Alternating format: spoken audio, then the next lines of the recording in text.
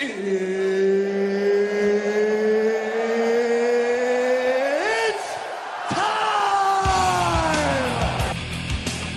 to the justice system. Anonymous approved this message. Wow. Electric bouillabaisse right from Jump Street. What you need? Nut. Ha! Got him! Ha! Got him! I'm gonna fight your fucking ass. You know what's the real fight? What's the real money fight? Is me. You want that real shit. I don't know what the hell you feeding him, but he is too damn big. The wall just got 10 feet higher. Well, then everyone loses their minds. It's either blue cheese with wings or go fuck your mother. A very influential man. Mm-hmm. He had the way of saying, he'd say something to you that you'd remember Right. for the rest of your life. And he died last year and was much missed. Sorry And to hear that. Vic Firth did some sticks for him. Oh, wow. Oh, that's awesome. And those are Bob's original teaching notes Really? from 1980, Oh, wow. 1981, 82.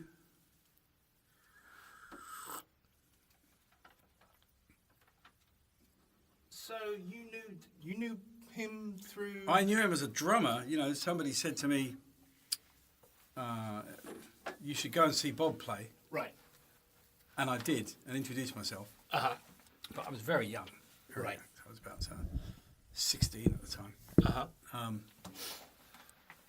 But we became friends. And just kept in touch over the years. You know, and Facebook came along, and you hooked up with a lot of people again in Facebook. And I stayed friends with him, along with many other people. You know, he was everyone's friend. You know, no one had a bad word. He's that good guy. He was a great guy. He's a great guy, and much loved in many respects. And I stayed in touch with him. Right, I'll tell you also, he was Steve White was very close to him. Really? Yeah. He gave a lot of lessons to Steve White. Wow. I mean, Steve White's got an incredible jazz background and a jazz Well, style. the thing about Bob is that, I was at a drum do, a Vic Firth do years and years ago. Mm-hmm. I was talking to Andrew Small, who I didn't really know, but I knew who he was. Mm-hmm. And he sort of threw in that Bob Armstrong was there, right, in at the do. And Andrew said he'd had some lessons from Bob. And I said, I didn't know that. And I said, do you know what? Just out of interest, there's you, me, there's Pete Riley. Let's have a look round. There's Andy Gangadine. Oh. There's Ian Thomas. Mm-hmm. And we kept on counting. We got to like 15 drummers who had lessons from Bob. Wow. And I said, do you know what? I can't think of any other teachers that you could get that many drummers into a room. Yeah. At that level of playing, yeah, and get to over a dozen. It's funny. I reached out to Andy. He kind of got a bit shy on me. He's like, I don't know what I would say, because he's doing a lot of work with Chase and Status. Yes, and I really, because the thing with Andy was that really kind of got me was when he was touring with the Spice Girls, and he had the Gangascope, and no one had ever had a rack system like that ever. It was iconic. Yeah. And but also his style of playing as well. Yeah. And that was something that I really wanted to kind of reach out and kind of talk. So Andy, if you're listening, my offer is still open. I think he was with Bob for quite some time. Really? These are not necessarily drummers that Bob taught to play. These were drummers who went, like I did. Mm-hmm. I went to Bob and said, look, I can play, but what's wrong? You know, what am I doing wrong? So, like, Bob Armstrong sounds like the British Freddie Gruber. Yeah, without the bonkersness. You know, okay. The first time I saw Freddie Gruber on that Dave Weckl video, I'd never encountered... I'd heard the name often, but I'd never heard a word he'd said. Right. And I rewound it twice because I thought, what the fuck is he talking about? It's just mumbo-jumbo. It just sounds rubbish to me. But people swear by Freddie Gruber and said that he's been very influential. You can't argue with that. But Bob didn't talk any bullshit at all. Bob was a very straight talker. And he'd ring you up if he thought something was wrong. Yeah. You know, I've heard him... he put out a message on Facebook once years ago saying, can you give me so-and-so's number? I need to talk to him. Mm-hmm. And me and a couple of other people said, yeah, there's his number. And I messaged Bob and said, what's the matter? And Bob said, oh, I know he's got a problem. And that's what Bob was like, you know. Oh, you're just checking, Just checking in on people, making sure that everything's okay. Yeah. So when you started playing, Colin, and the one thing about this show is the fact it's purely conversational based. I Right. mean, there's no, as you can see, I have absolutely no notes. I've got absolutely Have we started? nothing. Yeah, it's been running. It's been Yeah, running. yeah. A little producer's trick there. Just hit Yeah, record and yeah, let it go, yeah. and see the magic. When you started out playing, where were your influences coming from? Okay, if I take that question literally, which I probably will, Go for it. because I'm a very pedantic person. That's fine. I was influenced by the Beatles on television, because I thought Ringo Starr looked like he was having more fun, to me, than He was everyone always else. smiling. And I like the idea of the paraphernalia, the drum kit at the back and hitting things.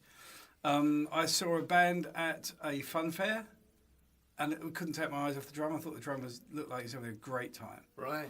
And bands that, would you believe, Saturday morning pictures, Saturday morning cinema. You go to the cinema when you were a kid. You get in the pit. No. The bands would play on stage.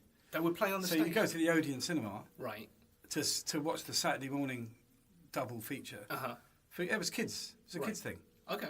And sometimes a band would play. Now, people older than me would say every Saturday morning a band would play. But actually, when I was at that kind of age, it wasn't so common anymore. But there was a band played at our Odeon.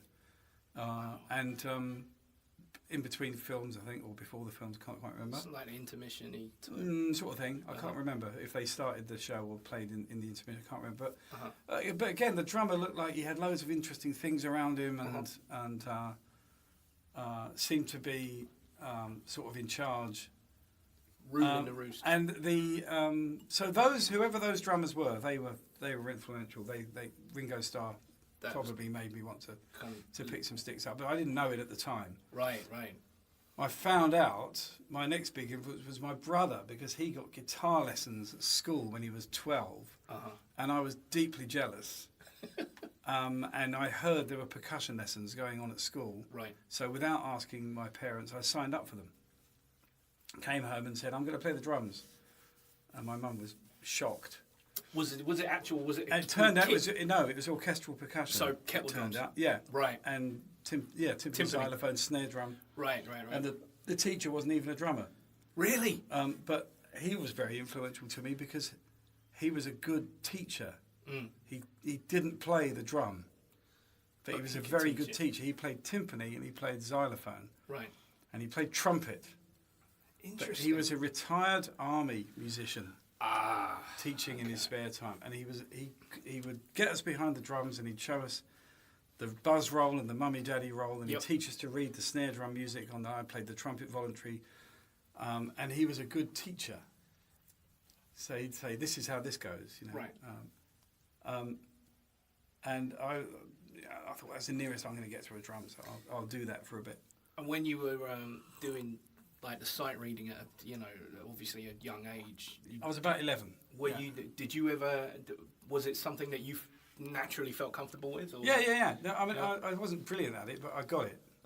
That's one of the things that I've always. I feel like I've got a certain level of dyslexia when it comes to sheet music, and that's probably one of the things that's let me down, probably as a player, and probably lost out on a lot of work because of it. Yeah, is because of the fact that I was like, oh my god, what, I know nothing. They put a chart in front of me, and I was just like. Well, the thing is that to blow my own trumpet a little bit. Go on. I have a quick ear. Right. And so if I didn't recognise how a figure should sound, once I'd heard it, I had it. Right. And then I would say, oh, that's what that looks like. So you learn to recognise things. So yes. I learnt the nuts and bolts of quarters, eighths, and sixteenths. Yeah. But I also learnt that sounds like that. Right. And I learnt that very quickly. So that helped an awful lot. But I wasn't a natural sight reader. I had to work at it. But right. I was a quick learner. That was the thing. So, do you think Well, obviously, I mean, your module that we'll come on to in a minute, drum sense, it talks a lot of, the notation is in there and about how subdivision, and understanding what subdivision is. Do you believe that you can get away without sight reading, or do you believe that it is an integral part to the drum? Well, sight reading and reading are slightly different because, see, there's Captain Pedantic again.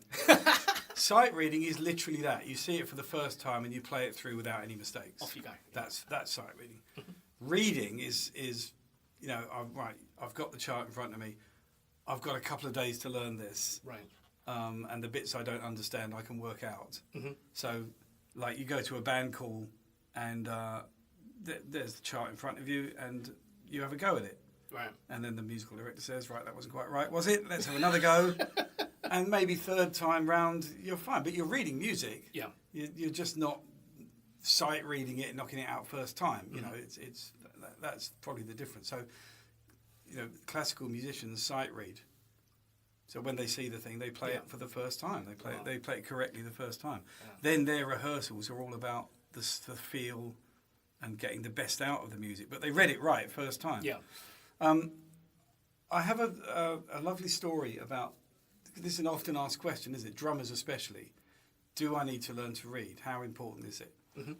And my story is this. I saw Louis Belson doing a drum clinic donkeys years ago. All my stories start many years ago. That's nothing happens now. It all happened many years ago.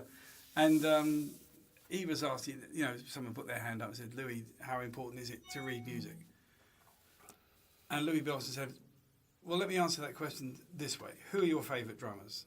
And the guy rattled off the usual suspects. And Louis Belson said, well, they all read. So there's your answer. If you want to be as good as those players, you've got to read. You're going to have to read. Yeah. And this is the attitude I try and instill when I teach at academies, like the Brit School and East London Arts and Music. You've got these great players of 14, 15, 16 years old who are superb drummers, and I try to instill upon them that I'm there to show them what they don't know how to do. Yeah. And 10 times out of 10, it's reading. They don't read. Now, whilst I don't emphasise the reading, because you've got 30 minutes with these guys once a week, and if you spend the whole time reading, they will get bored. It's a matter of fact. But I do say to them, you've got to embrace it, because when you leave here after 2 years and you still don't read anything, you'll be up against, you're fighting for work with drummers who can read. Yeah. And you won't get the work that they'll get. And that could be a big difference. But also, you want to be able to say, look, I'm a professional musician. Yes. I read music. Yeah. That's what professional musicians do. That's true. It's very, very true. If you want to just join a band and try and make 30 million quid, good luck. Go ahead. But if you want to be a professional musician, you want to say yes to work. Longevity. Yeah, it's the name of the game, isn't it? In terms of drum sense, one thing that is a little bit controversial, but a lot of drum teachers agree with me, is I don't think you need to learn to read to start with. I think you can learn to play the drums without really learning to read music. So the students recognise what they're doing, but they're not really reading music. They're looking at music and they're using the same notes that everyone else uses. Yeah. But they're not actually reading it. They're just recognising the cat sat on the mat. Right. They're just recognising it. Those statements. Yes. So if they learn to play the drums, they'll be happy. If they want to carry on, then I'm saying we need to go through this stuff. Yeah. You need to learn to read. And you need to learn your rudiments. Yeah. But it's conceivable you could get an awful long way on a drum set without really knowing any rudiments. Yeah, I mean, when I play, I mean, I've always been a feel player. Always, like I said, it's one of the things that made me lose out on work was the fact that dots on a page. Max is going to have a bit of a problem with that. But if you turn around and say, hey, you know what, we're going to kind of do this James Brown funky jam, and I'll be like, right, I'm on it. You want it to sound like, you want it to sound like Sex Machine, you want it to sound like Hot Pants. What do you want? Do you want funky drummer? and I'm away. Well, that's what I mean. But the people coming for lessons, if someone's saying, well, I'm committing to lessons, and they could play real well, like going back to the academies again. Yeah. You know, how many rudiments do you know? None. Do you read any music? No. Well, that's what we need to do then, because if you've got aspirations of being a professional musician, why would you want to be 20 years old in a bar saying to somebody, I'm a professional drummer, and the other guy's, oh, me too. Yeah. And one guy knows his rudiments and does all his reading, and the other guy doesn't. Why would you want to be that person? So how are you working on your Ratamacues tonight? Yeah, yeah. Oh, I've got a gig next week. I've got a session. Can you do it for me? Yeah. You got to read. Yeah. You're going to say, no, I can't do it. Yeah, and I've had many a discussion like that. It's like, oh man, I can't do this. Can you step in for me? And I'm like, is it reading? And they're like, oh yeah. I was like, no, sorry, can't do it. So how did that kind of, I mean, transitioning from, you know, playing timpani and, you know, gravitating towards, you know, rock and roll later on in life, because you were sessioning for, well, you were Susie Quattro's drummer. So how does that happen? How does that happen? Well, it was always going to happen. You know, I was enjoying my percussion lessons at school, and I would turn up faithfully, come hell or high water. But I was saying to my dad, I really want a drum kit, and eventually he buckled in, and we found one. I didn't know completely what to do with it.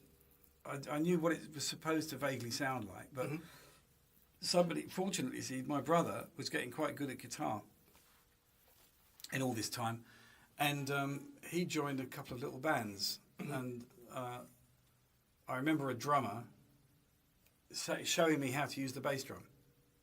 So he showed me, he said, no, you don't play the bass drum like that, you do this. And he showed me...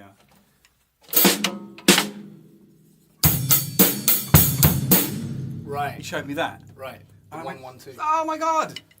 and literally, once I understood that, there was no stopping me. Then That was I kind of got it. Then You were that was the key. Just that The bass 1, drum. 1, 2. Yeah, just that bass drum note. Because I was playing the bass drum with the snare drum. I think I was doing something funny. Right. I hadn't understood what the bass drum was for. Crunk at the same time. Yeah, I thought it was literally a bass note. Right. But I didn't really. But once I understood what it was for, it was kind of, oh right, okay, well we're off. Right. And again, you know, going back to my brother again, he was always bringing music in. So I was listening to Led Zeppelin and Black Sabbath, but my brother was bringing jazz home. Right.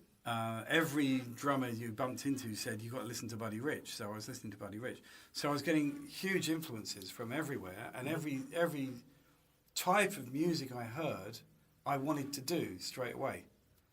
So we discovered the Mahavishnu Orchestra in 1971 or John something. McLaughlin, yes. And we were both totally, I mean, blown away is too Billy Cobham. polite an expression. We were Yeah. absolutely gobsmacked. So I wanted to play like Billy Cobham, obviously. 50 million miles an hour. But then Led Zeppelin bring another album out, and I want to play like that. And then my brother brings home a cool jazz album with the drummer just playing swing, and I want to play like that. Right, do you know what I mean? Yeah. So everything I heard, I wanted to pastiche. do. Yeah. I wasn't fixated on one thing. And I think there was this thing about just wanting to play the drums in whatever situation, whatever, and because it was all new. You know, I was only 13, 14. I was getting work at 15. Really? So it was all new. Everything I was doing was for the first time. Wow. So the work you were getting at 15, what kind of was that? Well, this is a good story, this. I'll try and keep it brief. In fact, this has been on my mind recently, a Facebook post I put up asking if anyone had heard of a drummer. And I found out he sadly died. But the two things. First of all, my brother came home from school one day and said the local theatre are doing Joseph and the Amazing Technicolor Dreamcoat. Right. And someone had recommended him as a guitar player, and he got the gig. And it's £35 a week for 2 weeks. £70. Not bad. And I can't remember exactly when this was. It would have been 74-ish, something like that. And I was like, ooh, fair enough. Who's playing drums? He said, I don't know. Anyway, literally 2 days later, he came home from school again and said, they need a drummer. Right. So I've told them you can do it. Now here's a bit about reading music. So I knew I was going to have to read music. So we bought the album Joseph and the Amazing Joe and learnt the songs. Mm-hmm. So when the chart was put in front of us, I vaguely knew the hi-hat and the snare drum. I knew what that looked like. Yep. But best of all, I knew the songs. Yes. So what I was looking at related to what I thought the song should go like. Mm-hmm. And if there was a bit that the musical director would put in himself, and I flustered it, he would stop in the band call and say, Mr. Drummer, that goes da-da-da-da-da-da. And I go, oh, yes, of course it does. and make a note that, all right, that's what that looks like, and play it next time. So that was a good start because then the musical director at the end said, look, I've got another show that we don't have a drummer for, and also I'm doing the pantomime here at Christmas, so I'd like you to do both those shows. Nice. So that was good. The other thing that was happening at the same time, this is going to sound really odd, and I've been thinking about it recently, especially in the world that we live in today. I was somehow introduced to a drummer whose name was Paul Grist. And I don't know how I met this guy. I literally can't remember. But he was a semi-pro drummer. He had a day job at some engineering firm or something. But he was fanatical about drums. And he knew loads of people. And he somehow took an interest in me. He took me under his wing a bit. And he would drive up in his car, which is an old Ford Escort, I remember clearly, and take me off. Right. He'd say, right, we're going to go see this guy who's going a drummer. on the road. Yeah. We're going to see a drummer I know called blah, blah, blah. And we just call up with his phone, knock on the door, and he'd open the door. Oh, Paul, hello, come in. It was before mobile phones. I was going to say, that's worrying by today's standard, right? Exactly. Exactly. He took me to a club in Gants Hill where he said lots of musicians hang out after work. And it was this dodgy guy's basement. But he had it soundproofed, and there was a drum kit in there and a piano in there. It was like a speakeasy. Right, you know what I mean? right. Nice. And sure enough, all these musicians were there, and I got to play a bit. Drinking out Mason John. And he took me home at 3 a.m. or something. You know, I mean, I was 15 years old. Yeah. I was doing hotel gigs on a Saturday night. I was in a dance band. Right. So every Saturday night, this guy the singer would pick me up. We'd drive to a different gig every Saturday, and do the whole 8 till 12 thing, dinner music, and then dance, including the last waltz. We used to do the last waltz, 10 to 12. Wow. All that stuff. God, that's a long old night. Yeah. And the band leader would say, right, let's do some waltzes. See, the drummers I'm teaching today will never experience this. You know, let's do some waltzes. 1, 2. And people would get up and dance. Yeah. You know, anyway, I digress slightly. So while all this was going on, this Paul Grist character, he was picking me up. And sometimes he'd say, right, put your drums in. I'm taking you to a gig in Chadwell Heath. Wow. And he'd drop me off and there was a drum kit already there. And he'd take my drums off and do a gig on my drums. Oh, sly. And I remember one particular occasion that I was in somewhere in East London. Right. And these two guys turned up and said, who the fuck are you? And I said, Paul dropped me off, I'm playing drums. And they were cross. Because he was supposed to do the gig? Paul hadn't told them, yeah. Oh. So they dropped this spotty 15-year-old. And I got through the night, and at the end of the night they said, what are you doing next Thursday? Nice. Nailed the gig and got another one. Well, I think they were cross with Paul, you see. Right. Yeah, you're fired. Yeah. You're fired, Paul. But and Paul was the guy, Paul Grist, he was the guy who said, right, we're going to go around and see Bobby Armstrong. He's Roy Castle's drummer. Roy Castle was a big star. That's at the right, time. yeah. We're going to see Bobby. And we jumped in the car, drove to Romford, knocked on Bob's door. Distinctly remember Bob opening the door going, oh, hello, it's you. And he wasn't expecting us. Just randomly. That's all. I remember him saying, oh, you better come in. God, I'd imagine, like, you know, my wife would not be happy if people Well, just it's different randomly... times. Yeah, exactly. What she'd be like, who is this? I mean, I got one of my pals and he knocks on the door randomly and he's like, is he at the fucking door again? I was just, sorry, what are you going to do? But... Well, you couldn't phone ahead, you know. No, of course not. Well, you could from a call box maybe. But anyway, thing was, I thought Bob was terrific. And after being there for 15 minutes, I wanted a lesson off him. So I sort of meekly said, and I had these business cards that said Colin Woolway, professional drummer. Right. And he took one and laughed at it. And he said, "What do you mean professional drummer?" And I said, "Well, I'm trying get to paid." And he's made some slightly sardonic remark. And I said, "Everyone's got to start somewhere, Bob." And he went, "True, true." Yeah. Anyway, sit at the drums, let's have a go. And he put a march up for me. Right. And I had to play along to it. Trial by fire. I don't know. I bluffed my way through it. And he said, "Very good, very loud. You built a shed while you're doing that." I said, "What do you mean built a shed?" He said, "You're very loud." Anyway, to move this story along a bit, I booked a lesson with him, £3.75. Right. I booked a lesson with Bob. And Paul Grist said, "And can I have the next hour?" So Bob booked him in. And the day came, I got on the train, got the wrong train. It's whizzed past Romford Station. Oops. Got off as soon as I could, found a call box, rang Bob's number. His wife answered and said, "Bob's very sorry. He's had to leave, and he'll give you a free lesson next time he sees you." Oh, okay. And so I got lucky there, and I went to see Bob, and I said, "I don't know what happened to Paul Grist." And he said, "No, I'll flatten him if I see him again," because Paul didn't turn up. Oh, he's a no-show. Paul didn't even ring. That's bad etiquette. So that was Paul. Uh-huh. So Bob Armstrong knew Paul, but what I was reflecting. Oh, the other thing was that Paul gave me a number of a guy to ring to do a summer season in 1976. Right. And I rang the guy. He said, "Yes, we do need a drummer." And I got the train all the way up to Norfolk. Right. Norwich in Norfolk. Yep. He met me at the train station. Never met this guy before. Took me to his little holiday camp, which was a privately owned holiday camp. Oh, right. I was going to say, think Heidi High, but smaller. Right, okay. It was privately owned. And showed me around, and I got a job as a drummer at this holiday camp. And when I actually started the season, what he had not been quite so open and upfront about was I was also going to be a blue coat. Oh, no. I was going to be children's uncle Oh, Colin. during the day. Oh, Colin. Oh. So I had to wear the blue coat and look after the kids.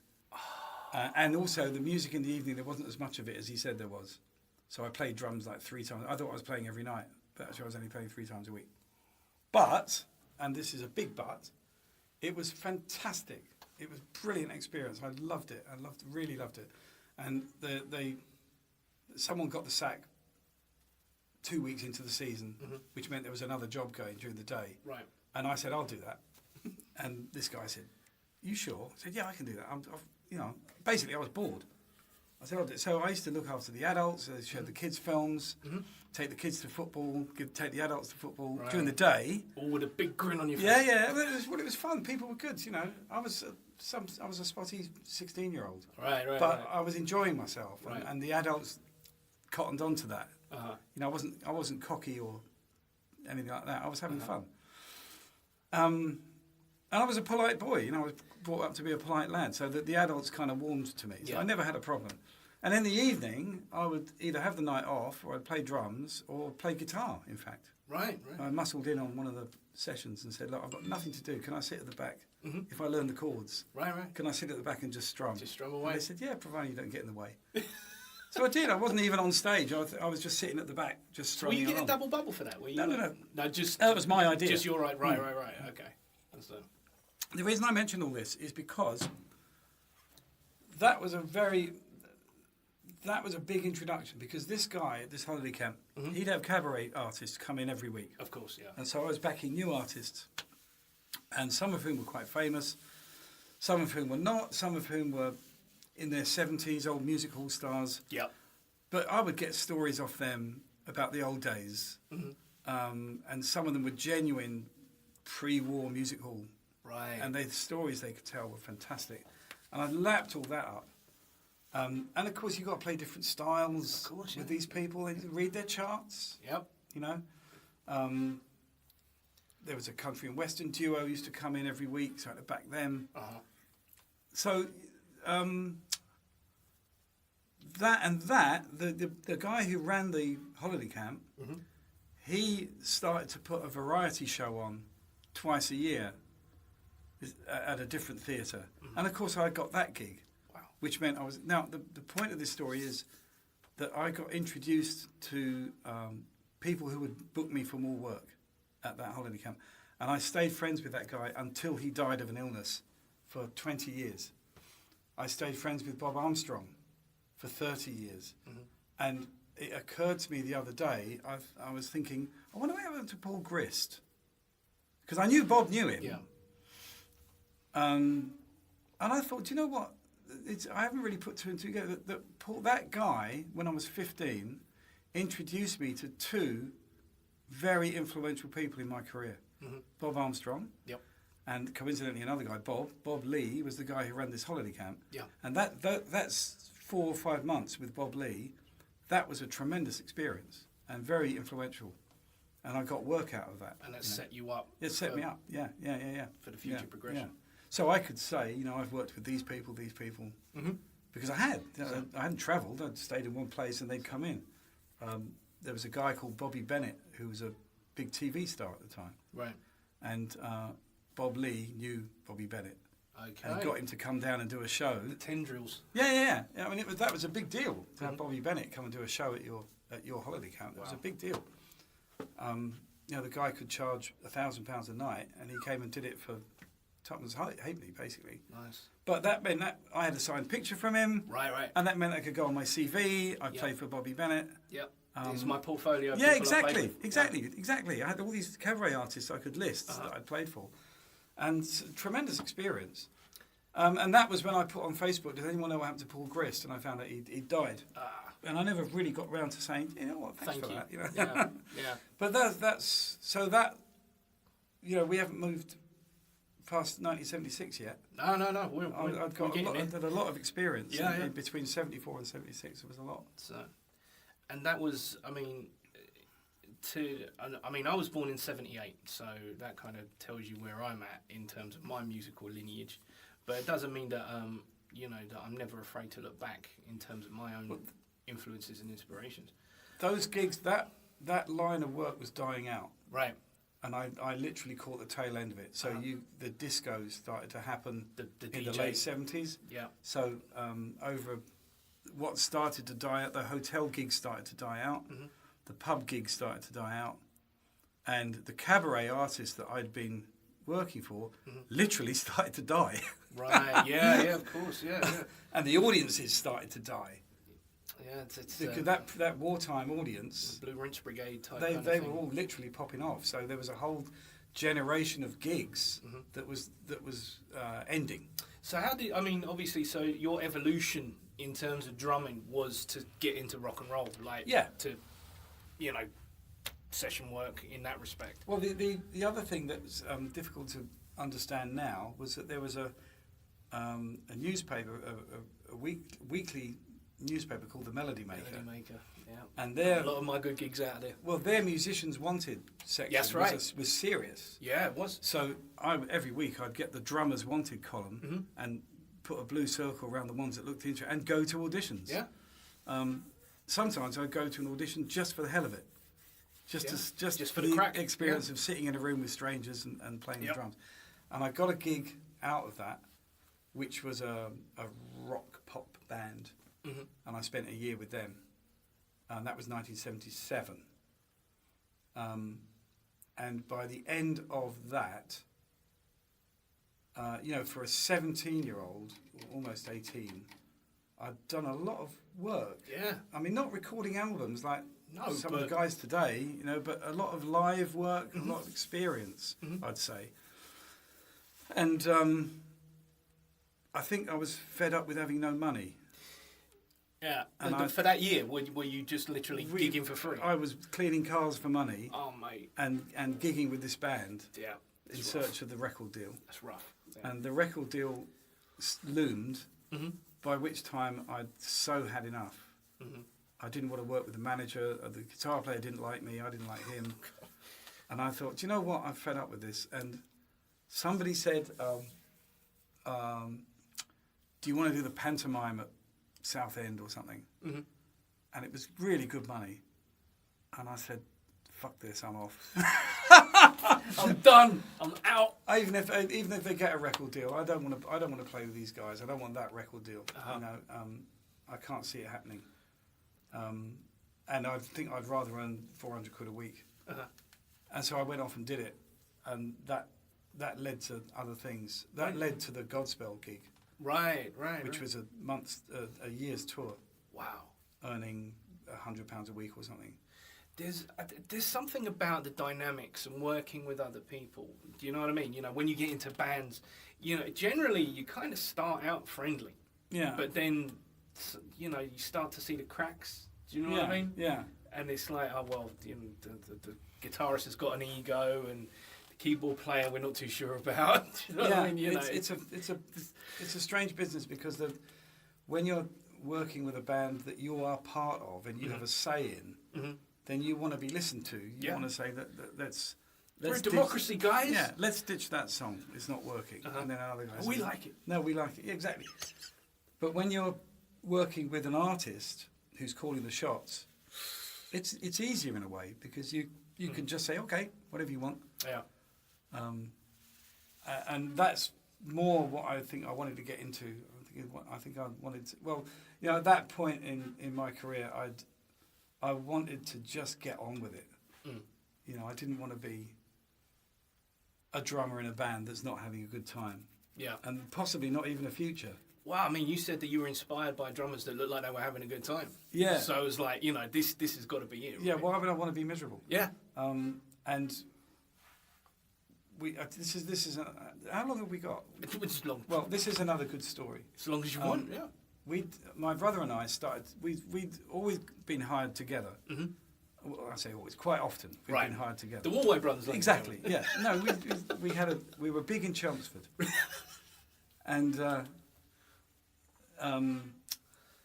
we did Joseph and the Amazing Technicolor Dreamcoat for the same musical director that we'd done in 1974, whenever it was. Same guy. Bloody hell. He'd said, "Look, I'm doing Joseph at Reading." Yeah. You want it? It's quite a big production. Do you want it? And have you got a bass player? We did. So our friend Nick Fisher, who was a very good bass player. So the three of us did this Joseph thing. Right. And it was over Christmas. Wow. And I noticed that the four dancers, the four girls, one was distinctly older than the other three. Right. Nothing wrong with that, and she was a good dancer, but it was noticeable. She was older than the other Like three. Pussycat Dolls type kind of thing. I don't know.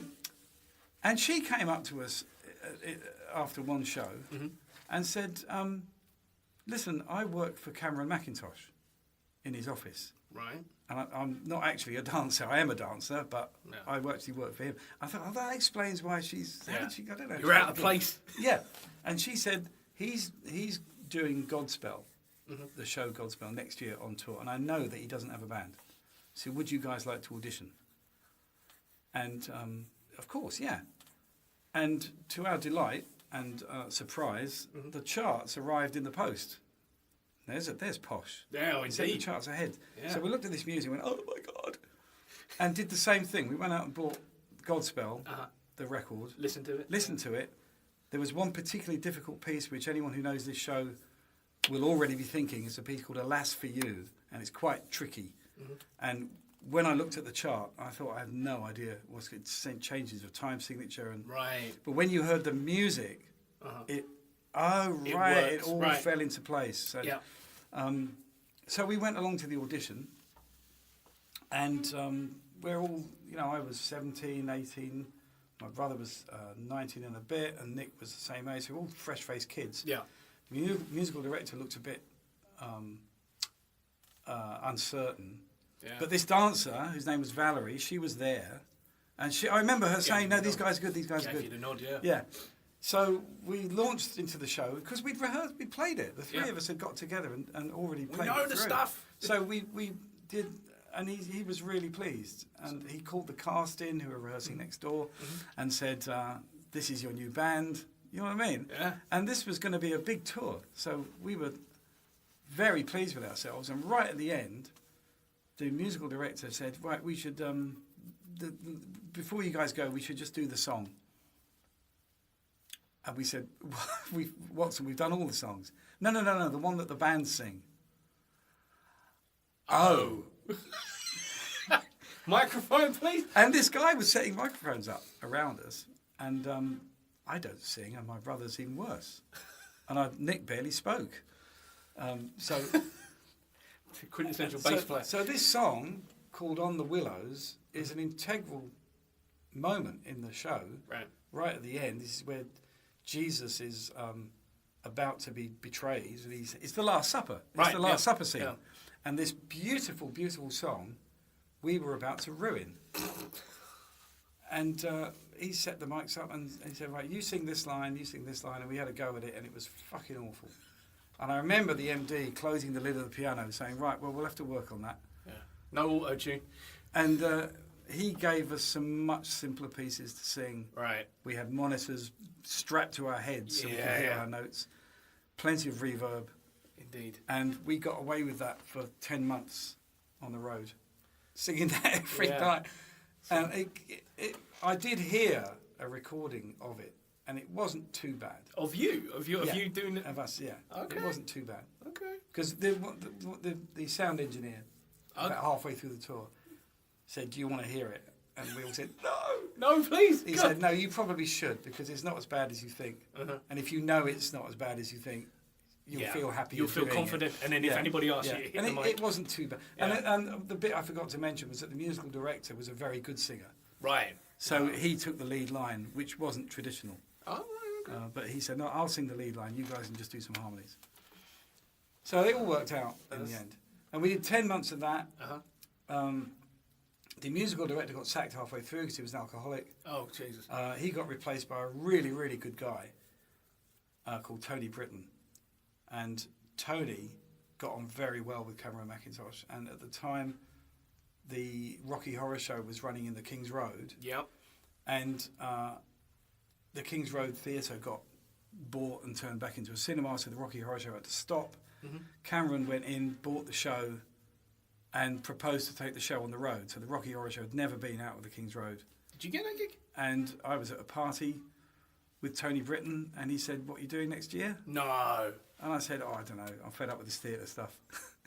He said, that's a shame. Never mind. I was about to offer you the Rocky Horror Show. And I said, all right, I'll do that. And so we took the Rocky Horror Show on the road for the first time ever with Richard O'Brien's direction.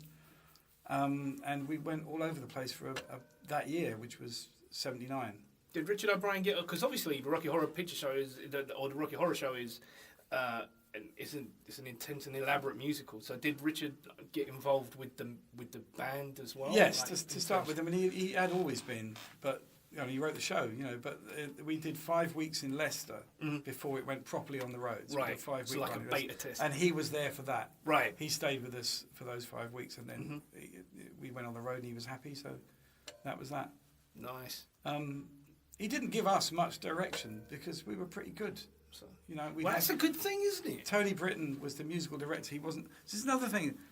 He wasn't even the musical director. He was the musical supervisor. So he hired the musical director, and he hired us as a band. I see. And then he oversaw the way things should go, and that meant that he could leave the musical director to then just carry on. And Tony loved the Rocky Horror Show, and he was really good at it. And he said, "This must not go any faster than this." And when you do that, it's got to be like that, and, remember he's singing an act, so you've got to do this. And we were so up for it, absolutely we can do that. And Tony was good fun, so we had a laugh with him.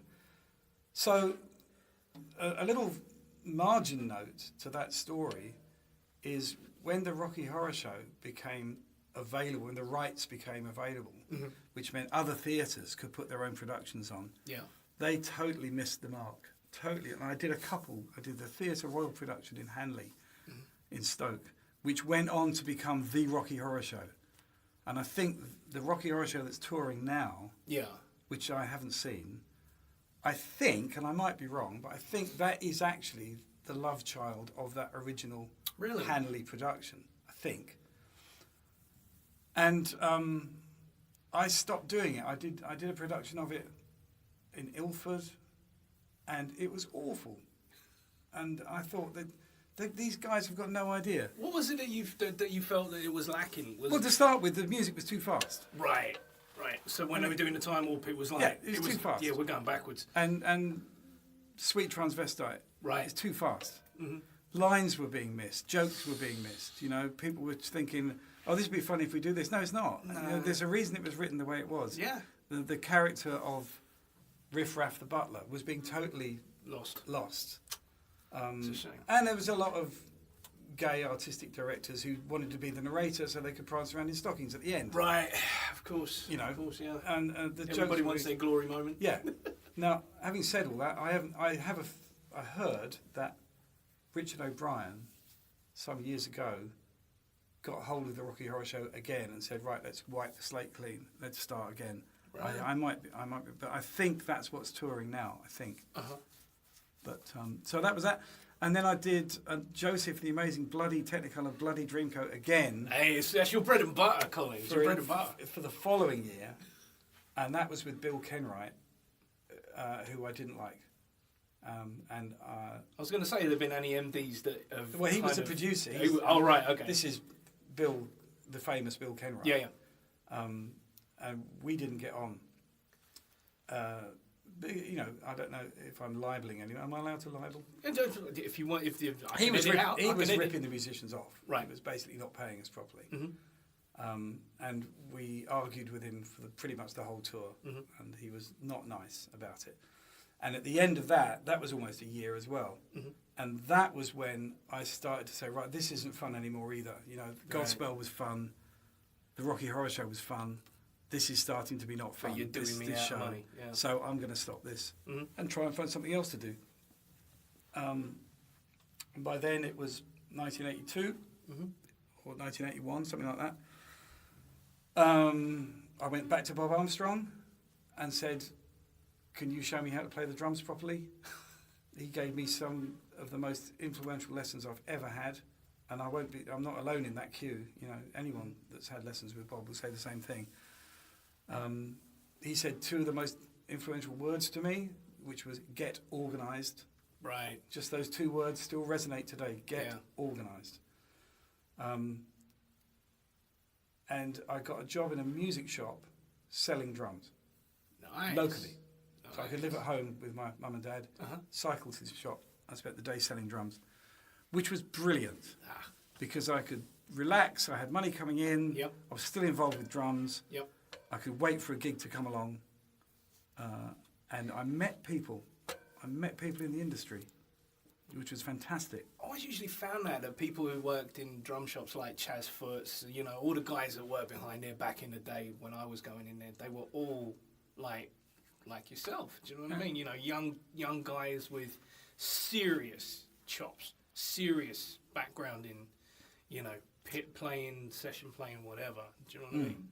So that's, you know, it's part of the course. But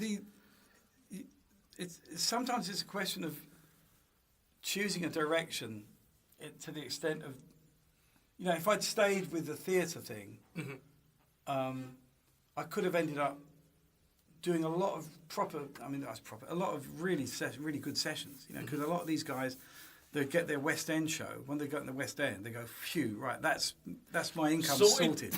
That's my mortgage sorted. Yeah. Now, you're working with musicians who are saying, oh, I know a guy needs a session done. And suddenly you're doing a session in the morning, a session in the afternoon, and the show in the evening. So was it like a cadre? I mean, you mentioned that there was you, your brother, and the bass player, and you guys kind of, you know, made a bit of a name for yourself for that Godspell. Yeah. Was there outside of that when you were doing, like, for example, you know, like, have you seen the documentary The Wrecking Crew? No, I haven't. I've actually got it here, and I haven't got around to watching it. It's insanely fantastic. Yes. I highly recommend it. But were you ever like a part of a group of people like that where it was like the hired guns? Yeah, a little bit. I mean, to start with, you know, as a threesome, we were picked out 2 or 3 times. Like, you guys come and do this show. Like the Joseph and Godspell and Rocky. That was the 3 of us. Right. In 3 years in a row. Nice. And yeah, there was quite a bit of, because you've got to understand that there was so much work around in those days. Yeah. So a phone call saying, well, I've got a gig at the Dog and Duck next Saturday, but the subtext being, but I don't have a band.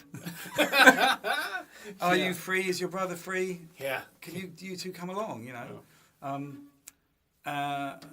Also, I was living in Essex. I was living in Chelmsford in Essex, and there were, I would estimate, half a dozen, maybe 8 drummers, of which I would say I was one, who could do anything. Right, versatile. Now, I don't mean the best drummers. There were some fantastic drummers. I mean drummers who could do anything, could read, do a show, do a pub gig, do a jazz night. Right. You know, do a fusion gig. Swiss Army drummer. Yeah, absolutely. There was a few of us. So yes, we'd swap gigs. Right. You do mine, I'll do yours. Yeah. So. Can you do next Thursday? I can't. Don't like that guy, he's an arsehole. Yeah. And we knew each other, and Right. and the band leaders knew us, and that's the way it went, and it was pretty comfortable.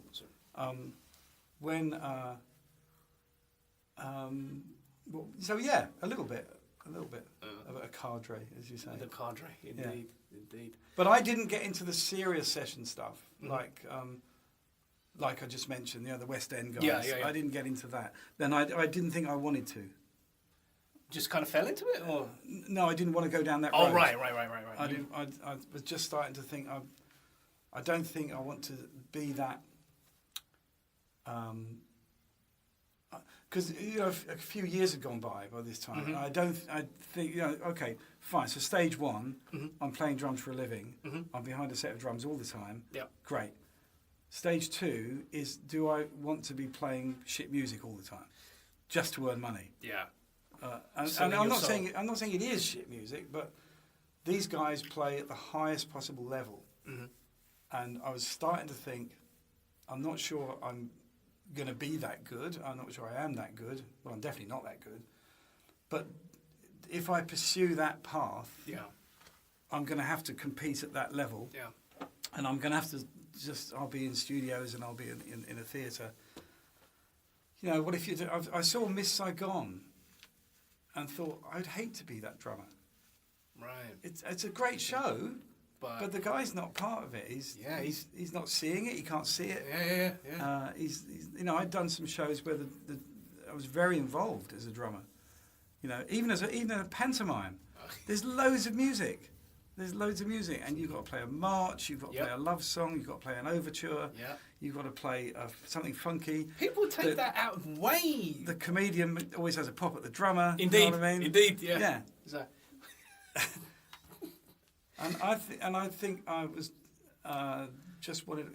There was some cabaret work coming up, and I did some work for an artist called Diane Solomon, who was very good. But mainly, I was selling drums in this music shop, and it was comfortable. And that was your 9 to 5. Yeah. That was it. And I was doing lots of gigs. So by this time, I'd say what? If we're looking at a chronology, we're saying early 80s. Early 80s. So you're now in your early 20s. Yeah. Right. So you've been behind a kit now for about going on about maybe 10, 12 years. 10 years. Yeah. 10 to 12 years. If I've got the chronology. Yeah. What have you had any kind of physical manifestations in terms of because one of the things that you hear a lot about with drummers, and I can attest, is all the lugging around and all the rest of it, and sitting in spinal stenosis, things like that. Have you ever suffered with any kind of? Not seriously. I did. I was quite a fit young chap in those days, and at one point I did get very bad backache, and an actor said you should look at your posture and showed me the Alexander Technique 101. Right. And that stood me in good stead, and I just started to straighten my back. Not really, no. I got sciatica, but that wasn't to do with drumming. So, I've never had a drumming-related illness. Right. No, I mean, picking stuff up, I've always been careful. That's good. That's good. It's one of the things that everyone who says to me, "What's the one thing that you kind of miss about drumming?" And I said, "Well, it's the actual drumming, but the one thing I don't miss is the setting up and putting away." No, I agree with you there, completely. I had a nightmare once. I had a dream that I was Terry Bozzio's drum tech, and I was the only one. It's just like, oh God, no, Jesus, just thinking about all of that stuff that you just got to set up. Just like, no way, don't like it. Don't. For anybody out there listening, just Google Terry Bozzio and you'll see exactly what I'm talking about. It's a behemoth. It is a business, but you learn to get there early, and you learn that you'll be home late. How that fit in with families, relationships, things like that? Well, in those days, it was, like a lot of people intent on pursuing that career, there wasn't a lot of time for it. One had a girlfriend, I'm a very sociable chap. I used to go out all the time. Didn't like being at home alone. Always go out to the pub or something, or a party or something. So there was a lot of it. Mm-hmm. But no, I mean on the road a lot. There isn't much time. I was always more interested in socialising than girlfriends. I'm trying to remember. A single serving relationship. I had. I mean, when I was at the music shop. Oh yeah, come on. That's him. That's him. All right. That's fine. Yeah. Hello. Hi. Okay, where?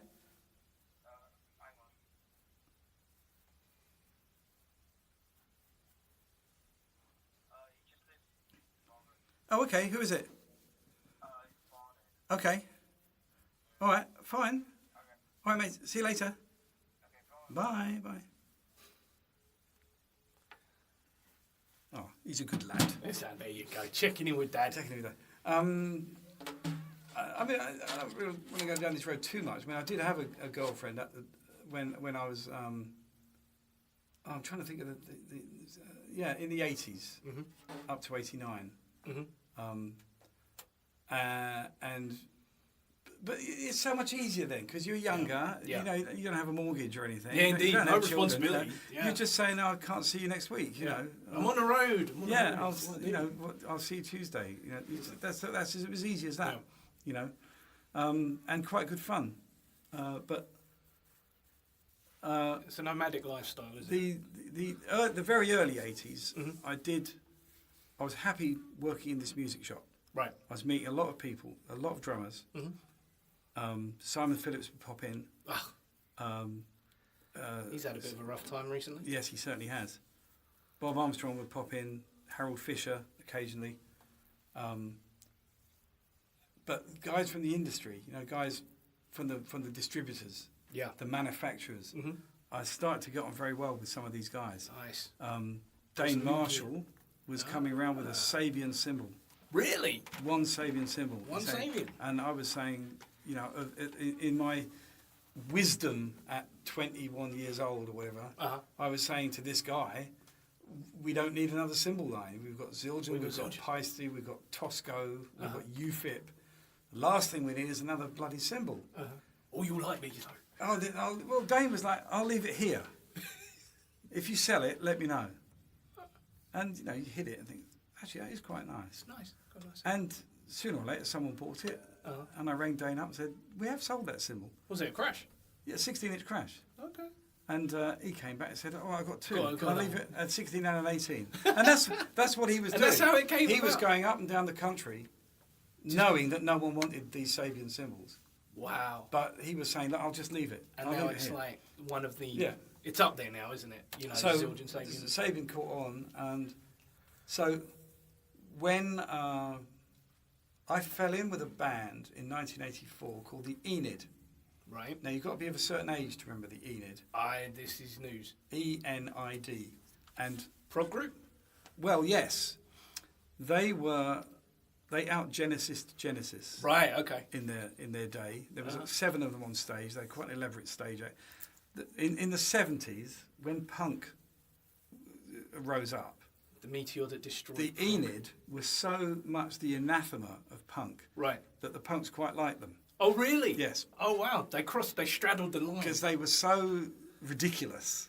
And we talk about prog rock. Yeah. They dressed ridiculously. Right, okay. The punks hated Genesis. Yeah, well, But the Enid was so ridiculous that they kind of actually these guys are cool. We quite like avant-garde.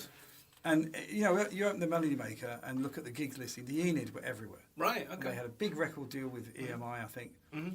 And so years drift by, and we're into 1984. Mm-hmm. And my brother's. I think I left the music shop. I can't remember why, but my brother was still working there, and he said we just had Robert Godfrey in from the Enid, and they're looking for a drummer. Robert Godfrey. Wow. Robert Godfrey. So I joined the Enid for a year Uh-huh. and toured up and down because by this time they were a bit in their they were waning quite a bit. They hadn't had a record deal for a long time, and they got no money, and they were blah. There was only 3 of them left. Out of 7. Out of 7. Oh dear. Or 2 of them. No, there's only 2 of them left. Oh shit. Okay. So the drummer was the 3rd. Right. And Okay. they just lost the drummer. Uh-huh. So now there was only 2 of them. Right. But they did a good show. They would go on with backing tapes. Wow. Blatantly there. Look, there's Oh my our God, machine. there you go. And the guy was loading it up. But they played Uh-huh. and they sang and they had a tremendous following. I mean, wherever we played, they were That's the sold thing out. with prog rock. It always seems to develop this real kind of cult-like status, doesn't it? Do you know what I Yeah. mean? And you get Well, plus Robert Godfrey was a figure of ridicule. I mean, he deliberately dressed like an English gentleman, just to wind people just up. to wind people up, and he was an eccentric, and they loved him. The audience loved him. Yeah, whereas Peter Gabriel was taking himself seriously. Well, yeah. Robert Godfrey wasn't. Yeah, Robert was, tongue-in-cheek, was very deliberately. tongue-in-cheek. You come on looking like a country squire. Harris Tweed. Yes, exactly. He'd come on like that. And when that came to an end, which he did quite ignominiously, by that time, see, there's a point to all this, because that music shop in Essex, in Chelmsford, Susie Quattro lived up the road. Okay. In fact, she lived up the road from my mum and dad, not far at all. Okay. And she was taking time off because she'd been on the road for 12 years. Really? Up until that yeah, point? Yeah, all through the 70s. Uh-huh. And she wanted to have kids. Okay. So she was taking a couple of years off. Uh-huh. And her old man, Len Tuckey, the guitar player, Uh-huh. he was bored and he'd drift into the music shop and prop the counter up and have a cup of coffee and Right. buy the odd guitar. Uh-huh. And, she'd come in looking for him. Get out of the shop. So These eggs won't fertilise themselves. you know. we all met Susie, and he was very outward going. She was less so. She was a bit sort of suspicious of people she didn't know. Right. But eventually, there was again going back to that time. There was music in lots of pubs in Chelmsford throughout the week. There was lots of music, and there was a famous rock and roll night at the King's Arms on a Tuesday night. And that was a great night. It was a great rock and roll band. Used to play old style, Yeah. Elvis Presley, Jerry Lee, Like the kind of Chuck rockabilly. Berry, that kind of rock Right. and roll. Uh-huh. Great piano player, great drummer. And that was Susie's cup of tea. Uh-huh. And she would often turn up, sometimes pregnant. And sometimes she'd sit in. She'd play No. bass and do a couple of Really? bass with the bass resting on her Bass butt. on the belly. And sometimes I'd play. And sometimes we'd play together. All right. And That's- so we started to kind of get on. And in 84, I did the Enid thing. Mm-hmm. And in 1985, I was literally wondering what next. And Len rings me up and says, right, well, we're going back on the road, but Dave Neal, the drummer who played on all the hits, Yeah. just doesn't want to do it. He's out. He's had enough. So we wondered if you want to do it. So there I am, like, what would it have been? I'd have been 26. Mhm. And suddenly this guy is saying, we leave for Australia in 3 weeks.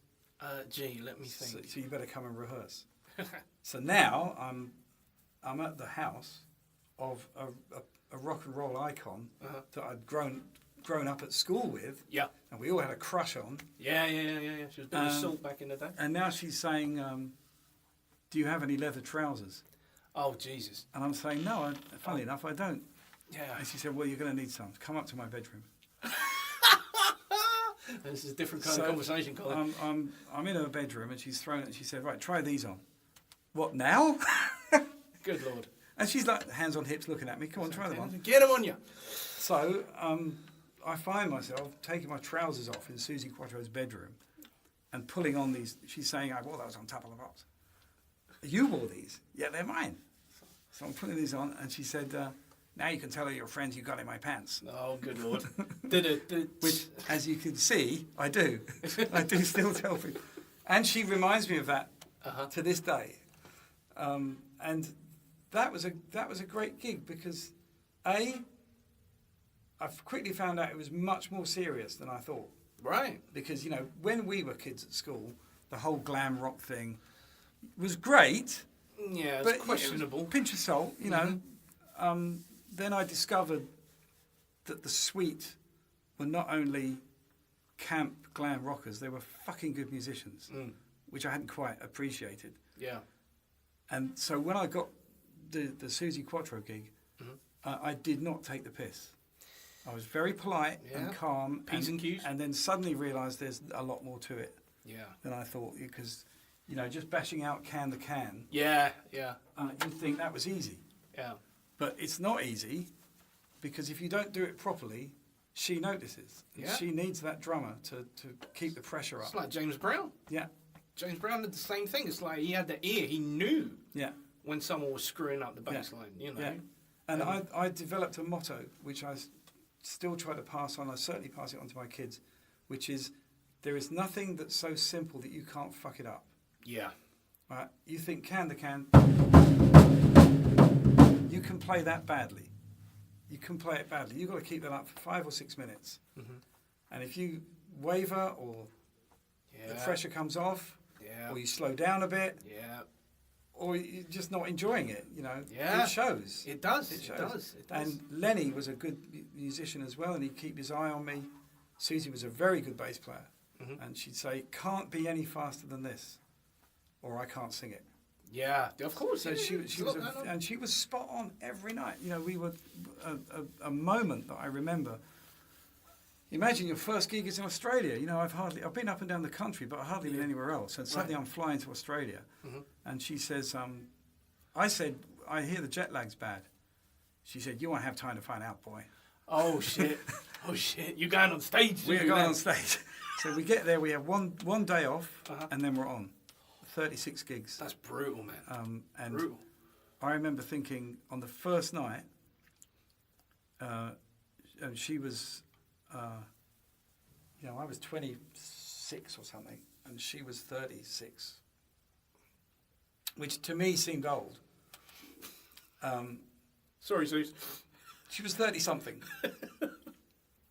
And I remember thinking, right, she's been on the same plane as me. Right. And she's older than me. Yeah. And she's flinging herself from one end of the stage to the other. Yeah. So if she can do it, I've got no excuses. Exactly. If she can do it, I can do it. And what I really enjoyed about working with Susie was she was a very good band leader. She's a good bass player. She knew exactly what she wanted, and she was a good band leader. She kept that band in shape, a very professional operation. Like a mother hen situation. Yeah. Like making sure that. Yeah. I mean, she was a rock and roller, but she didn't want her band going off and getting into trouble. Didn't take shit. No, because the end of the reason you're here is to do the show. Supporting me. Yeah. You're supporting me. You're getting paid to do the show. Yeah. You're not getting paid to go off and get into fights. Yeah. So we had a good time. And that was good. So 8 years with her, and that was an extremely busy period because she didn't do a lot of one-nighters. She did tours. Yeah. And when she wasn't touring, you'd have 5 or 6 weeks off, which meant you could do other gigs. Fill in some stuff. Yeah, and I had a few things rolling. I had some jazz residencies that were regular, good fun, and I could put another drummer in. Right. So when I came back from the tour, those gigs were still there. Nice. And again, this whole Essex thing. A lot of people were. Massive music thing in Essex, they're saying, right, Colin's away for a bit, but when he comes back, can you do this when you get back? Just keep your stall. Yeah. There was a lot of that. Even fitted in some theatre shows. Nice. Because you could say, like Half a Sixpence or Sweet Charity or a classical theatre show. Yeah. Somebody's ringing you up and saying, well, it's only 3 weeks. And it just fits in. Yeah. So, I can do it. Yeah, exactly. Yeah. Which goes back to what we were saying earlier about do you want to be able to do everything? So I'm doing a rock and roll bass icon, and then I'm doing Sweet Charity for 2 weeks, and then I'm doing some jazz. And the jazz residencies were great as well because they had artists rolling through. So sometimes if some of these guys were just getting booked to whatever gig they did. So like a sax player like Alan Barnes he'd get booked as the featured artist. So he would bring his band along. The band was already there. That was us. Nice. So we get to play with a lot of cool guys, you know. It is literally just like, right, okay, right, we'll pick them up, we'll just slot them in right job done. Yeah. Awesome. And you survived the electronic age as well in terms of like, you know, you still managed to kind of, did you have to evolve your kit in terms of bringing sequences and things? I didn't have to. I wasn't getting that kind of work. Right. So it's always been acoustic. Did bring some electronics in, but nothing to write home about. Only just a bit of supplementing, really.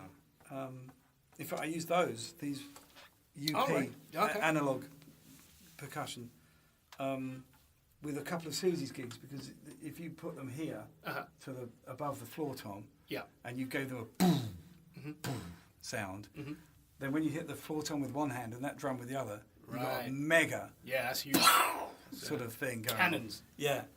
Which I used for one fill in one song. Really? I've got them, I swear. It's like, bang. But I was with a goth rock band in the 80s. Really? Yeah. And I had some pearl syncussion. These things. Right, Okay. There's the brain.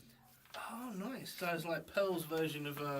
And they could do all kinds of weird and wonderful fiddly noises, and I used to work those into the set. Nice. But no, I never went full... No, went full metal electronic. But I never had... you never had, like you said, you never had to. I was given a Simmons kit. Oh, really? The guy that ran the music shop that I worked in, when I left, as a thank you present, he gave me a Simmons kit. Very nice. And I honestly thought, thank you very much, fantastic. But actually, in the back of my head, I'm thinking, what am I going to do with this? I didn't really like it. Simmons was like the next step up from the Lynn, wasn't it? They were the Roger Lynn drum kit. If you like, in that they were replacing drums, you know. But this was the electronic drum kit. So the hexagonal. You didn't push a button; you actually had to play it. Yeah. And Bruford actually used a hell of a lot. He used it a lot, and he got a lot out of it. Yeah. But he had a lot more leeway. I was just doing gigs. You know, I wasn't going to turn up to the pub with a Simmons kit. God away. Do you know what I mean? Yeah, I do. I wasn't going to go to a theatre, right, and do a 60s musical with a Simmons kit. Indeed. So I really had no use for it. Yeah. And the epilogue to that little story is that I did eventually sell it to Russell Gilbrook. Really? Who was 16 or something, or 17 years old. And there's the Bob Armstrong connection again, because Bob pretty much taught Russell to play. It all comes back to Bob, right? All roads lead back to Bob, I tell you. He's like straight in. You know, I was doing a show in Chelmsford, at the Civic Theatre in Chelmsford, and I needed a night off, because I probably had a jazz gig I really wanted to do. Right. And I rang Bob and said, I'm stuck for a dep. This whole depping thing. That's a deputy, ladies and gentlemen. Yeah. I needed someone to sit in on this musical who could read music, but knew how to play musicals. Yeah. And that's a skill in itself. Because I knew plenty of drummers. Yeah. And I said to Bob, I don't know anyone who could do this, who's free. Yeah. And he said, you should try Russell Gilbrook. He's getting good. He's getting good. And Russell duly turned up and duly did it. Yeah. With his bow tie and his Goldilocks hair. And I decided I'd sell this Simmons kit. And Russell's dad rang me up and said, I hear on the grapevine you're getting it. I'll buy it for Russell. Nice. So I went to the house, did the deal, and that was a slightly interesting moment, because I instantly regretted it. Really? As soon as you parted with it? And I thought, do you know what? I've only done this for the money. there's one of my little philosophies which I will share with you now. Please do, Which is Colin. money will come and go, but you'll always have your gear. This is true. This is true. Okay, so if you sell something for the money, Yeah. a year later you haven't got that money anymore. No, that's true. So I always, at the risk of hoarding even, I always try to hold on to stuff. I hold on to equipment. I've got far too many drum kits. So, And there's a Sonor SQ2 on the other side. I saw that, yeah. And my wife is like, why don't you sell that? No, you don't understand. Exactly. Just listen to me. If I sell that, the money will be gone and the drums will be gone. If I keep it, I'll always have the drums will just be there. I have that with cymbals. My cymbals keep having babies. Do you know what I mean? You know, it's just like, you know, I wake up and there's a splash, and I'm just like, where'd that come from? And then, oh my God! And that's the prog influence with me. It was like, you know, getting all the sounds. And ironically enough, for a field player like me who cannot read for toffee, but yeah, I can get away with like playing, you know, some pretty intricate, you know, like weird time signatures, 1916 time, and you know, all that kind of madness, you know. But yeah, the equipment thing, it's a real. I think it's the bane for any musician's wife. Is where'd you get that? It's like, oh yeah, I've had this for ages. You just haven't seen it. Yeah, you know? yeah. It's just like Snare drums are the thing, aren't they? Some just guys keeps accumulating. Some guys collect snare drums. And there's some very nice snare. The Jeff Ochiltree stuff. Yeah. Oh, God Almighty! You know, there's just some really, really nice stuff that you just. I need it. When are you going to play it? I don't know, but I just need it. I just want to look at it. I just want to look at it. Just make it all nice and shiny. So you're now playing. You got, you know, you're on Facebook. I saw that, you know, you rubbing shoulders with all sorts, you know, with your current gig. Oh, that. Yeah. Is it Orpheus? Yes. Oh, that's you now. That's me. I do apologise. Very unprofessional. No, that's my fault. My bad. Is it? I'm just checking my. Are we okay for time? Just about, yeah. Yeah. There's a point that I wanted to. Oh yeah, Orpheus. So, remind me to talk about endorsements. Yeah. But Orpheus. So, the second time in my career that I worked in a music shop was when I joined Susie's band, 1985. We did a tour. I got endorsement deals, which we'll come back to. Yep. And I thought, right, this is it. I've arrived. I've got a gig. Fantastic. I'm going to move to London. My girlfriend at the time got a job in London, and she wrote to me while I was away and said, when you come back, we don't live there anymore. I've got us a flat in London. Nice. Ballsy move? Huh? Ballsy move? Yes. And I got to South East London, moved in, and promptly did no work. Susie announced that she was going to be an actress, and she did a TV show. She did Cagney and Lacey and all that. She decided she was going to try and do some acting. Oh, great. That means we're not going to do any gigs. Yeah. Fantastic. Sure. So I'm in London, and I don't know anyone. And I was in a bit of trouble. And I thought, well, I could give up. I could get a proper job. Yeah, oh God, and not worry about paying the rent. Yeah. But I saw a job for a drum salesman at a shop called Rock Bottom in West Croydon, which was not far from where I lived, and I'd heard of Rock Bottom. Right. And I thought, I can do that. And I went along, and to cut a long story short, I got the gig. And that was the making of me, because now, once again, I've got money coming in, I can now relax. I started to get gigs. And this is, you know, what we said earlier about this whole thing about I've got a gig but I don't have a band, can you come? Yeah. Well, there was a guitar player called Brendan Hoban, and he is still around, and he was that man. Brendan was a hustler, and he very good guitar player, good singer, and he'd just get gigs all over the place. Got guitar. And he would ring me and say, can you come tonight? Oh. Can you come tomorrow night? You know what I mean? And I started to meet musicians. I did a jam on a Sunday lunchtime at the Half Moon in Herne Hill, which anyone listen to Half this? Moon, yep. I did the Sunday lunchtime jam there, and every musician said, oh, give me your number. And Brendan called me and said, I've got a gig. And I said, oh, actually, for the first time, Brendan, I can't do it. I said, I need turned down what? I had to turn one down because I had a gig. And I said, I can hear myself saying, if you call me earlier, I'd rather have done your gig, to be honest. Right. And he said, that fantastic thing that really brings you down to earth. He said, oh yeah, man, but by the time I rung you, I've rung everybody else. Oh shit. So I was literally at the bottom of his list. Oh. And I thought, well, there you go. There's a humbling experience. Indeed. And I began to realise I was fighting for gigs with some great drummers. You know, what's his name? Mark Pender was out with Paul Young, Right. who was having hits at the time. Yep. But Mark Pender was looking for a Saturday night gig. Seriously? If he wasn't on tour, he was looking for a gig. And Wow. that's who you're up against, you know. God, struggles real. Now, the reason I'm telling you this is because in the course of all this, into rock bottom comes Richard Stilgoe.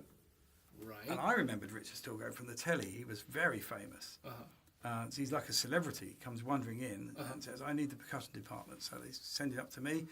And he said, look, I've got this idea for, I want a kind of a straight line, like a rack, with lots of effects coming off it. Right. And I said, I can do that for you. And I put it together for him, and I delivered it to his house. And he showed me around the place, and he said, I'm starting an academy for disabled people. I'm going to call it the Orpheus Centre. And he showed me his barn that he was converting into a theatre. Right. And I said, this is fantastic.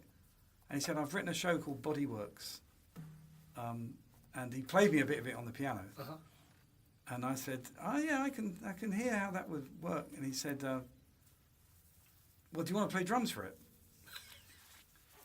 I said, okay.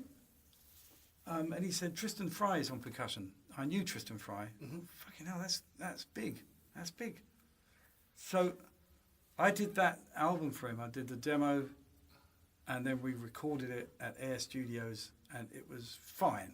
Right. Although I did feel very out of my league.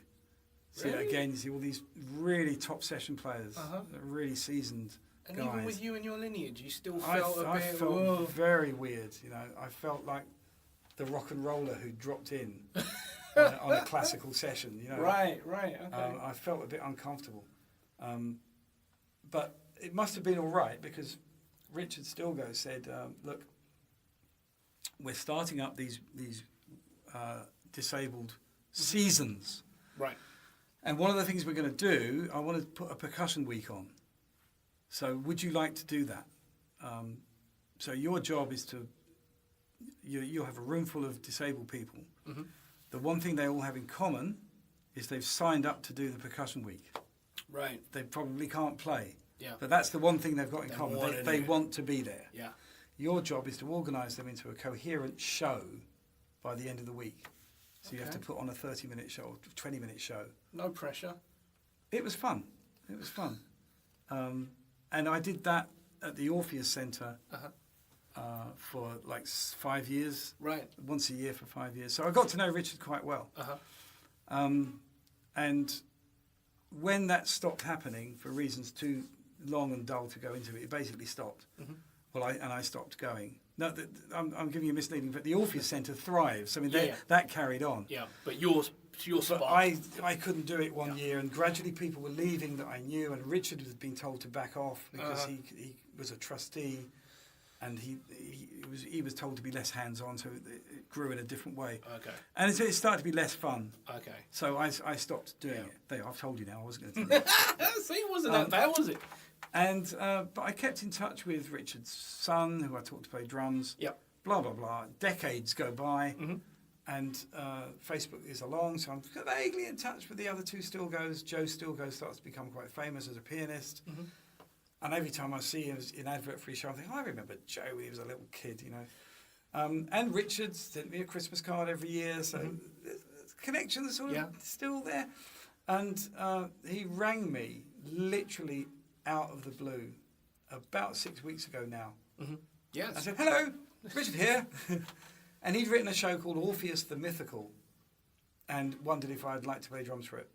And it was on at the Other Palace. I mean, he said to me, it's on at the Other Palace, Andrew Lloyd Webber's place. I'm going, yeah, never Never life. Yeah, I know it. Google knows it. So I Googled it, and there it is. The Other Palace is in Victoria. It's a big place. It's quite famous, apparently. Not round my way. Yeah. and the dates fitted in. He said it's a few rehearsals, 10 shows. There's the money. There's money in it. Quite not bad. Always helps. Yep. And I thought, so going back to having fun again. I thought, well, Richard is. I know it'll be fun to work with Richard. It'll be good. It'll be good because he doesn't mess around. So I did that, and actually, we talked about Fish Out of Water again. I felt slightly intimidated by these other 3 musicians who were very, very good. Wow. Really good classical players. Wow. And there's me with my drum kit. I think they're not expecting this, are they? They're expecting someone far politer. Oh, God. You sell yourself way too short. And way too short. The sound engineer fortunately put a Perspex. Yeah, I saw that on your thing. You got which a nice was little plastic. Great, because it meant Insulates. when I did play out.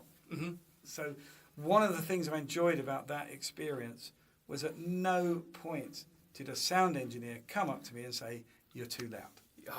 I know, right? I know. Why can't they invent a volume knob for the drum kit? Yeah. No, Richard did this so well. He got such good people working for him. So he had a no problem sound engineer. So the first time that you played around a sound cage? Yes. Right. I've never had to. Right, well, yeah. Rock and roll. I mean, apart from the fact I grew up respecting dynamics to the nth degree. Course, My philosophy was if I can't hear the other musicians, I must be too loud. Yeah. So I would play at a level when I could hear the soloist. As I always say, you always know the arsehole in the band, and if you don't, it's you. Yes. But you were talking about endorsements. So one of the things we touched on earlier was that when I worked in that music shop in Essex, I got to meet people in the industry. Yeah, of course. And that served me very, very well. If I needed something, I knew who to speak to. Yeah. And I'd already sowed the seeds because I was quite a nice chap. And I was friendly with people, Yeah. So Goes a long way. These guys would take you out for a drink. And you go to trade shows, you go to Frankfurt, you'd meet these guys, and they'd say, "Oh, good to see you, man. Come and have a beer." So if I needed something, I knew I could speak to so-and-so, and they'd probably give me an ear. So. Instead of saying, "Who the fuck are you?" or "I remember you, you're a cunt." Instead of saying that, they go, "Hello, Cole." Yes, sir. So when I got Susie's gig, that suddenly meant that the endorsement door opened up. Right. And I knew people in the industry. So the guy at Pearl, the guy at Tama, was saying, "Do you want some drums?" What do you need? Yeah. Kid in a candy shop. And the thing was, I've got to be careful what I say here. I'd fallen in love with Sonna, who I thought was... And now the guy who ran this music shop was a drummer, whose name was Trevor Taylor. Right. But it still is Trevor Taylor. Still is Trevor. And Trevor Taylor was a leading light in the Essex jazz scene. As an avant-garde. He was into the avant-garde scene. Gotcha. And Trevor was a leading light in that. And I say Essex, actually, he was internationally known. Right. But he lived in Essex. He was kind of a little hero. And so when I got a job in his music shop, right, I thought, well, this is very cool because the guy who owns it is a drummer, and it's a drummer that I really like. Yeah. Why am I telling you this? Because he loved Sonna drums. Yeah. So he was not short of a bob or two, he, at some expense, got Sonna into his shop. Yeah. Okay. Now, that meant that when Sonna opened a UK operation in like 83 or so, I can't remember exactly, they beelined in on Trevor's shop. Right. Which, for the record, was called Future Music in Chelmsford. Okay. Future Music. And the guys from Sonna, Mike Price and Stephen Gardner, they zeroed in on Future Music. So I got to know these guys. By the time 1985 comes along, Sabian are being distributed by Sonna. Really? Right? And Sonna UK is in Bath. Right. Okay. And Sabian were being distributed by Sonna. And so I was being offered drums and cymbals, but actually I really wanted Sonna. But I also knew that Sonna don't give stuff away. Oh. So I was a little bit torn because I didn't have any money. Well, not even on a trade deal? Well, I'm coming to that. Oh, right, okay.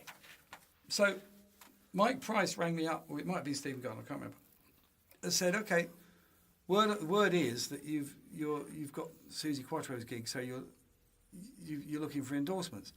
Why didn't you come to us? And I said, because I haven't got any money, and I knew you wouldn't give stuff away, and your drums are really, really expensive. Oh, they're beautiful though, aren't they? And he said, but I thought you liked. I do, you know. He said, well, we'll do a deal. We'll do you a deal. You've got a tour coming up. You'll be paid. You know, we'll give you a kit. Tell us what you want. We'll give you a kit, and we'll give you a bill. And you can pay us when you can. And it was a below trade deal. It's a very, very good deal. So Nice. like 20% off trade, something like that. And so that's what we did. Nice. If you only in the past few days, I put a picture up on Facebook of me with a Sona kit right. in Japan, and the reason for that picture is when we did our first Japanese tour, the Japanese people faxed me saying, "What drum kit do you play?" Right. And I told them, and they faxed me back and said, "No, exactly what drum kit do you play? What does it look like? How do you set it up?" So they wanted the full. Yes. So when I got to Japan, there was my drum kit. Pretty much exactly the way it was in the UK. And I was so impressed, I had to have a picture taken. That's dope. That's the picture. You can see it. It's only been up a few days. Yeah. Because you know how Facebook, your memories crop up. Yes, well, indeed. It cropped up. Nice. So I put it back on. Those endorsements came very, very easily because I'd made friends with so many people while I was selling their gear. Personality and attitude goes a long way, doesn't it? Yeah. Do you know what I mean? I think it's the one commodity that people don't realise that they've got in their pocket, but it's one of the most valuable. I think today, the problem that people have in music shops is that there is so much stuff now. Even in the early 80s, there was less choice. Right. You know, you didn't have so many cymbal lines. You didn't have so many drum lines. I mean, look at the UK independent drum market now. Yes. Very true. That wasn't there. Pearl and Tama were really only just getting a foothold. I think Yamaha had only just changed their name from Imperial Star, or was that Pearl? There was a mate called Imperial Star, or maybe they were Tama. But one of the big names had only just rebranded themselves. It was pretty much Zildjian or Paiste. Right, that's right. Yeah. Pretty much. And what was the old thing that your parents used to tell you? If you can't pronounce it, you can't afford it. So I got an endorsement with Sabian and Sona. Got my Sabian cymbals cheap, and they were fantastic. Protection racket. Pro racket. Veta sticks. Oh, you're Veta. Okay. And I think that was it. What about heads? Oh yeah, Remo? no, Aquarian. Oh, Aquarian heads. Okay. Remo guys wouldn't look at me, Really? but Aquarian guys said, and I liked the Aquarian heads. Okay. That was another personal philosophy. You know, there's no point in endorsing something that you don't like for whatever your endorsement is worth. Right. You got to like it. You got to believe in it. Yeah, you got to do it for a reason. You're effectively And selling I it. did like the Aquarian heads. I didn't have a problem with that. So that was that for a long time, actually, a very long time. I don't want to upset anyone. The only reason I changed from Veta to Vic Firth was because Veta changed their distributorship. I had a very good relationship with the guy at Veta. Right. And he was really helpful. Even had a signature stick for me. Nice. Not a real signature, just the Well, sticks they I put used your thing with on my it. signature on it. Right. Yeah. And when they lost the gig, it went to somewhere else, and it sort of wasn't happening. And I looked around, because by this time I had drum sense, Yeah. so I had a responsibility to all these teachers, Of course. saying, you know, we have a drumstick deal, and then suddenly we don't have a drumstick deal. So I had to take care of that as well. So Veta were actually involved with the drum sense movement. Yes, in so terms I mean that was a moment when I left Susie's band. That was me saying, right, I'm not doing that anymore. I'm Right. going to concentrate on teaching. And I'd met Lucy by that time, so I wanted to have a family. All right. So I've done 20 years. It was your turn. Yeah, it's pretty good. Eric Clapton's not going to ring. India, well, So I've done things I wouldn't have expected me to have done. If you'd asked Still me, waiting, Eric. He's still waiting. If you'd asked me at 13 years old, you told me at 13 you'd be doing this one, I wouldn't have believed you. Right. So I'd had 20 years, quite a good run. Quite a good crack. And I said to every single one of my companies, I don't have a gig anymore. By this time I was with Zildjian. Sabian had made life awkward. They'd moved out of the country. The cymbals weren't up to standard anymore. But they basically didn't have a UK base. And Zildjian had sniffed blood and had moved into the UK, set up Zildjian UK, just went out of their way. They're still in Windsor, right? No, they're not. They have two places. They've got Cato in Wandsworth, right, where they have a stash where a lot of artists go to get their cymbals. But also you can go to Headstock in Milton Keynes, and they've got even more there. So you could go up there, and artists go up there and get their stuff. Gotcha. But Bob Vitchling at Zildjian he'd said to me so many times, "Do you want to, if you want to come over to Zildjian?" But being a loyal sort of chap, I just kept saying, no, Sabian were very good to me. But Sabian did make it difficult. They did make it difficult. And there's a funny story. I capitulated to Bob, and I said, all right, I'll come down, and I'll try some cymbals out. And I did, and I came back with a bag full of cymbals. Now, and Bob had said, look, no commitment, mate. No pressure. Take those cymbals and just let us know what you think. It's like crack. Now, at this point, I was still with Sabian. Yeah. Sabian would be distributed by Arbiters. That's right. Okay? Yep. Now, I, at this point, had my teaching studio at Rock Bottom. I wasn't working there anymore. Right. But I had set up a teaching studio there. So I come back from... That's where we first met. Yeah. It's where I come back with a bag full of cymbals. And the guy who's now managing the drum store, I said to him, shh, don't... Say nothing. I went down to one of the rehearsal rooms down and set all these cymbals up. And while I was trying them out, this kid comes in who was a sort of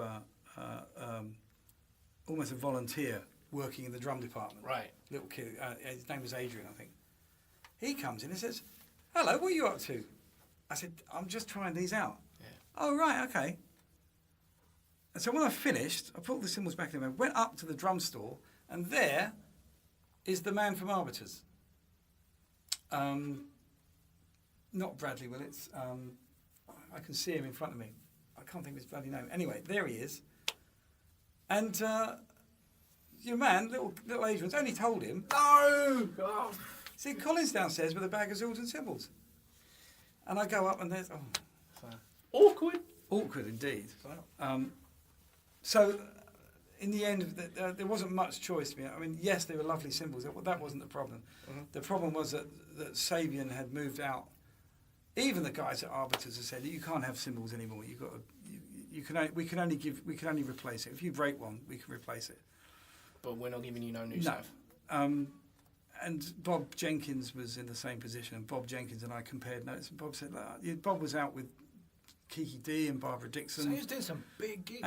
And Bob Jenkins was saying, these cymbals aren't what they were, are they? So it wasn't a question of jumping ship. It was a question of what... And I had a lot of work. Yeah. Need the longevity out of the cymbal. In the end, I said that there's no problem with the Zildjian cymbals. They are great. I don't have... That's not the issue. The issue is Sabian have walked away. Yeah. So I went over to Zildjian and have been ever since. Never look back. And a lot of it is to do with sowing those seeds in the early days. Making friends with people. Don't be an arse. Yeah. Don't expect anything for free. DBAA. And just get on with the gig. Sooner or later, someone's going to say, "Do you want to try these out?" And it was the same with Vic Firth, because the Vater thing wasn't working. I had the responsibility with the drum sense teachers, and I said to Jerome Marcus, "Do you think Vic Firth would be interested?" And he said, "Well, speak to this guy." So I sent this guy a very polite email saying, "I am da-da-da.